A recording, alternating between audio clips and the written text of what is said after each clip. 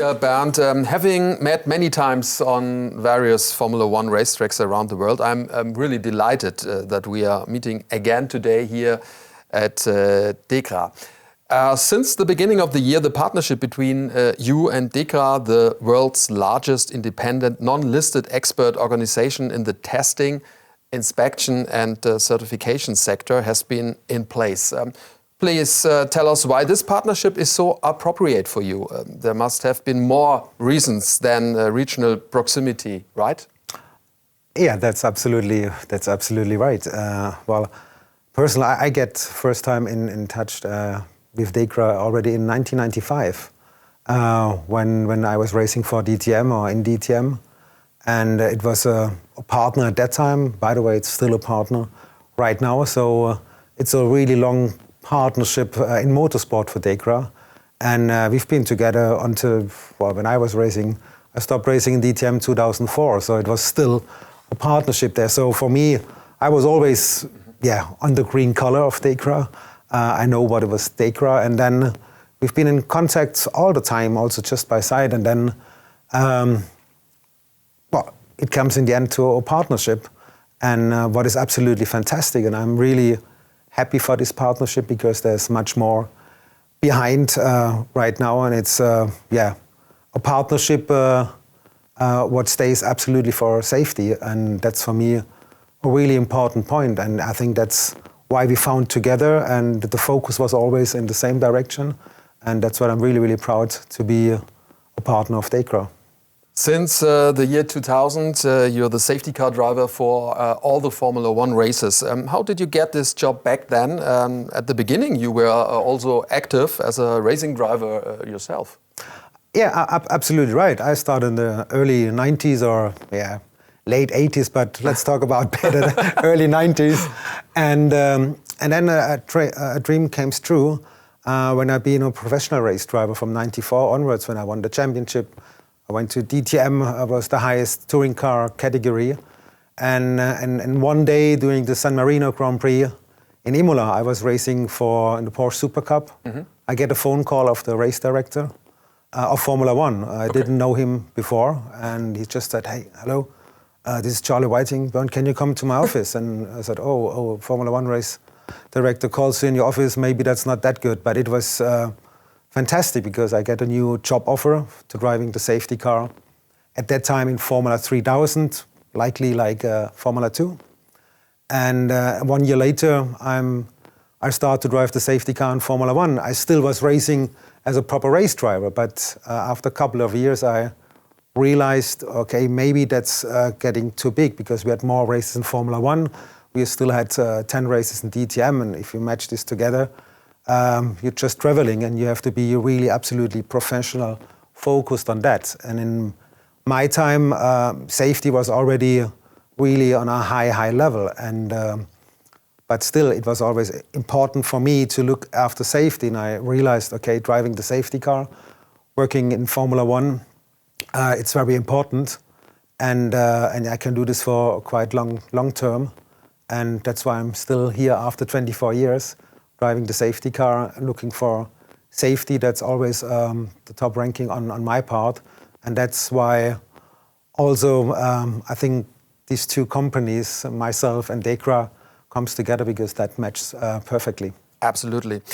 Which stages on your path to becoming a safety car driver were crucial to getting this opportunity?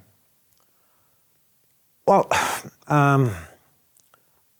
let's say there are many aspects that who has to be connected and to come together.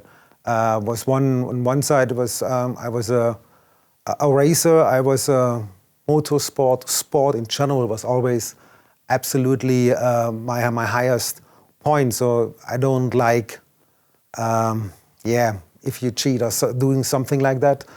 Independent was very important for me, and yes, for sure, I was racing for Mercedes. I'm still wish sometimes Mercedes could be a little bit more in front, but that's the competition, and I think that's normal in sport.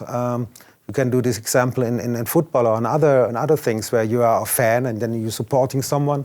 But in the end, the most important thing for me, it's safety and the sporting part to be very neutral, and the best driver wins the race on Sunday. It doesn't matter which brand it is. So neutrality, it's very important for me, and sports as well. And I think I'm exactly at that point where I'm sitting in a car. It doesn't matter which brand it is. It's just important to do your job as good as possible. It's up to the people working at the track who's driving behind you, just to save them. That's my job. Okay, understood. Could you have imagined doing the job for so long? What motivates you? What do you enjoy so much? Well, in enjoying, for sure. I'm still, I think if we, like you, we're traveling around the world. So that's one big, nice opportunity to see the world from always good places, from special places. We are in really nice countries, but still you have to open your eyes to see what's also on the backside sometimes. Not only to show what we are there, but traveling, that's what I want to say. Traveling, it's very important for me to enjoy, to get the experience wherever you go. And then the sporty part, that's also a motivation. My team behind me, my team where I'm working with, with the FIA, that's very nice to work with them, to see what is the development in the background, what changed in the last 24 years in the safety procedure.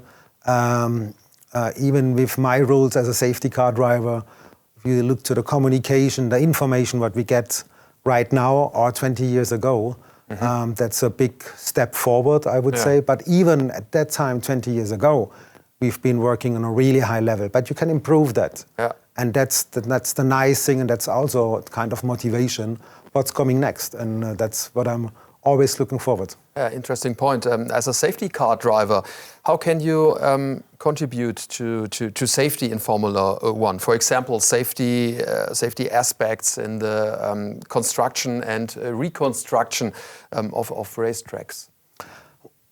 Well, on racetracks, for sure, you've been a race driver when I was young.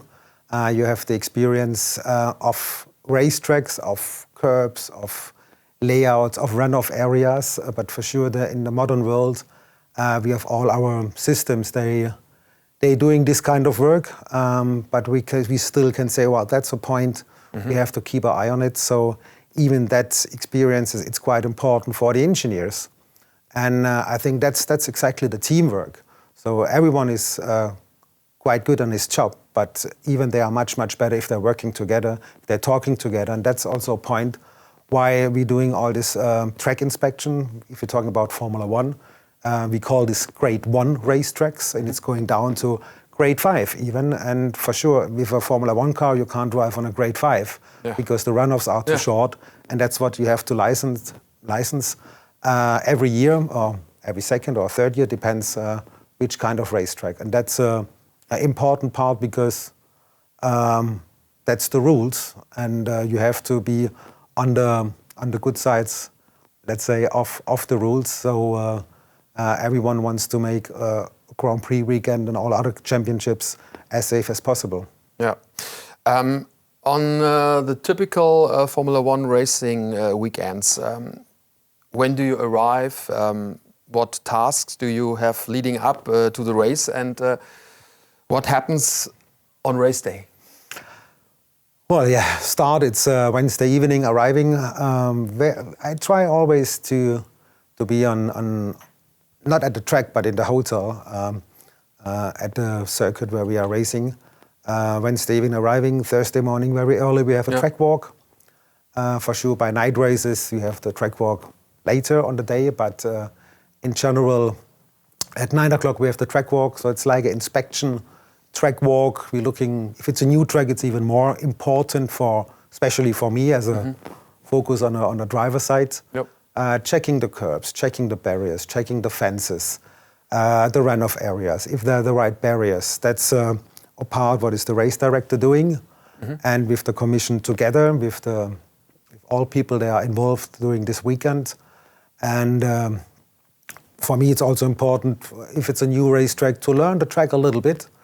And then on Thursday afternoon, I have my track test time, so that's the 1 hour full track test time where I can learn, where I can drive on the racetrack like a free practice session. Is it like a real driver?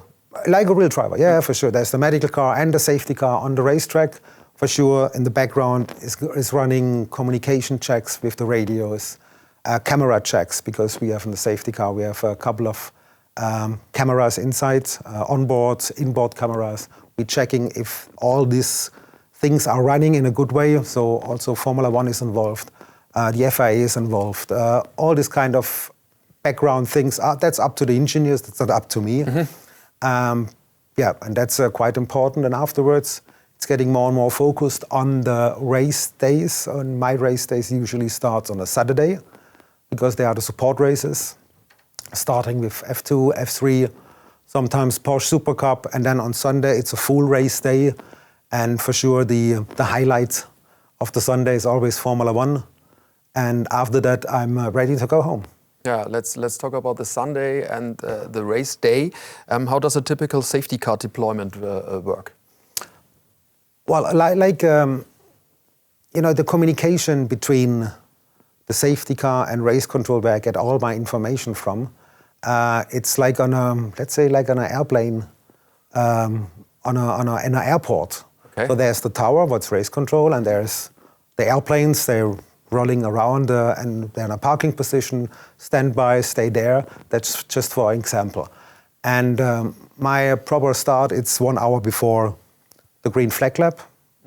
So before the start. So I'm fully covered in a race overall with my helmet, not on at that moment, but already in the car. We are in front of the grid. I'm going 5 minutes before the green flag lap, before the race starts. I'm going to my parking position, what is close to the pit entry, because if something happens on the start, let's say a crash, we can't drive through the start-finish line, we're going to the pit lane. So we had this in the past already a couple of times. And so if nothing happens at the start, I go back to my standard parking position, what is usually end of the pit lane, parking there, get connected to race control. The televisions are running. We have two little screens inside where we can watch the race, where we have also a GPS map, where we can see what happens if something happens. We know it immediately, but still communication-wise, we have to get the go from the race director. That means safety car standby. I'm in standby position. The flashlights are on the car, the gear is in, and I just wait for deploying safety car. If I get this on the radio, I'm accelerating as fast as possible and to get on the track, and hopefully the leaders behind me, because that's the best situation. I punch them together, the whole field. Not driving on the limit at that time, because we will give the marshals more time to, let's say, clean up the track, whatever happens on the track, and that means you have to drive a little bit slower.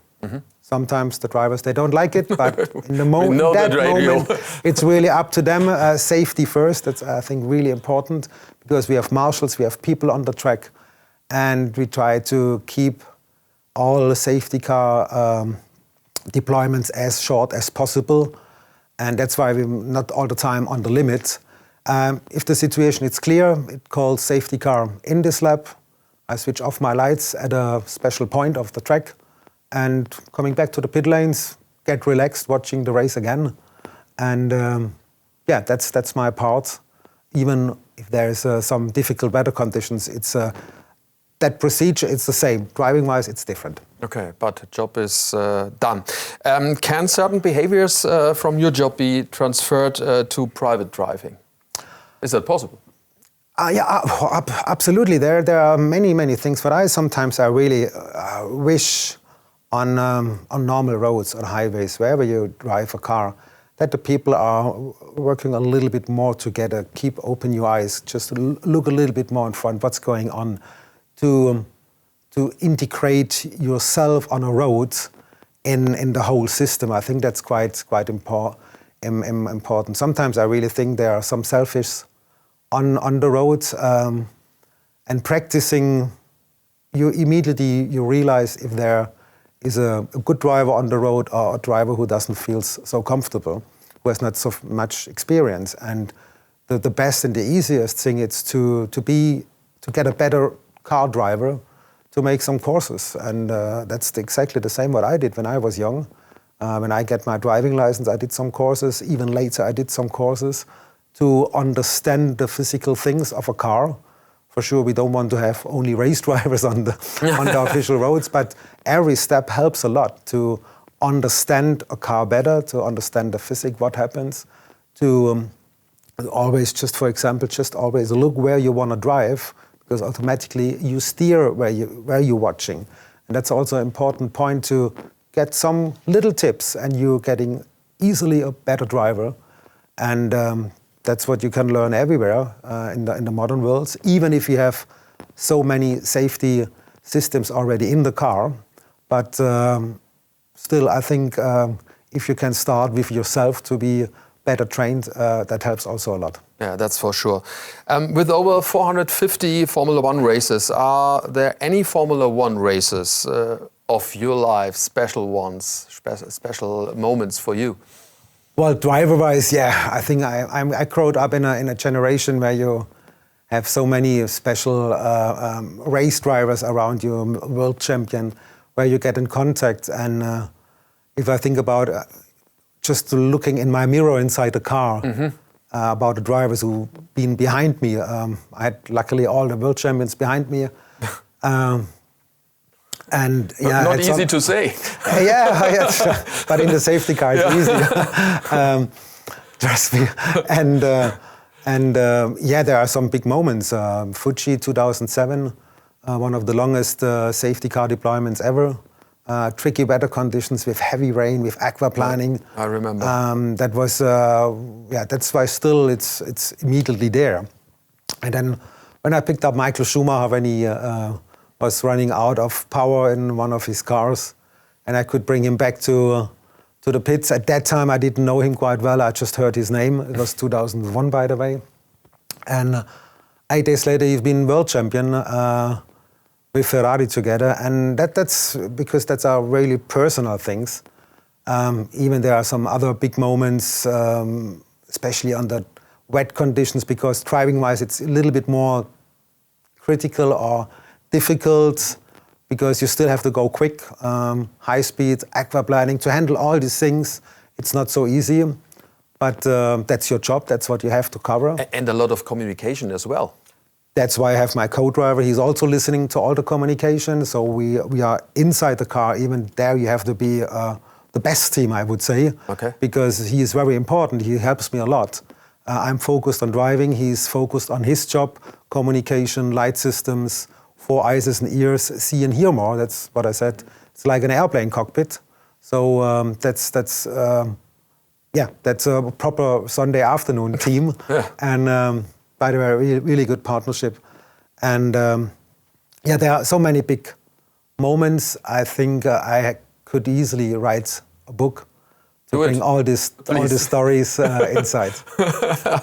But now, looking back on your racing career so far, is there a special motto for you? You have one? Well, a special motto, yeah, there are many special mottos. But for me personally, the most important motto is absolutely safety first. That's one important point for me, because you have to create and to be safe already before, or think about it that you're on the maximum safest point, and then you can start.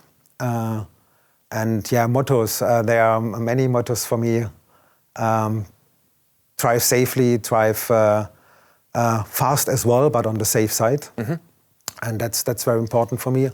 I would say, yeah, that's one point where luckily I'm always, even when I was racing, was always thinking about, okay, you have to finish the race, take the checkered flag, because if you're not taking the checkered flag, you haven't finished.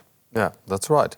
Now we're at the beginning of this promising partnership between you and DEKRA. What can we look forward to? Well, first of all, I'm really proud to have a partner with to be a partner with DEKRA and for DEKRA, because that was a dream who comes true.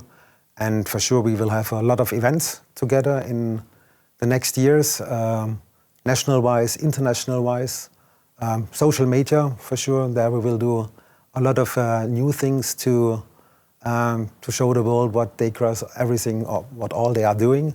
And that's for me one very important point, because we have here a company who started with safety and still investing so much in safety in all over the world, and that's a big privilege to work for them or with them. Bernd, thanks for your time. It was a pleasure. All the best. Thank you.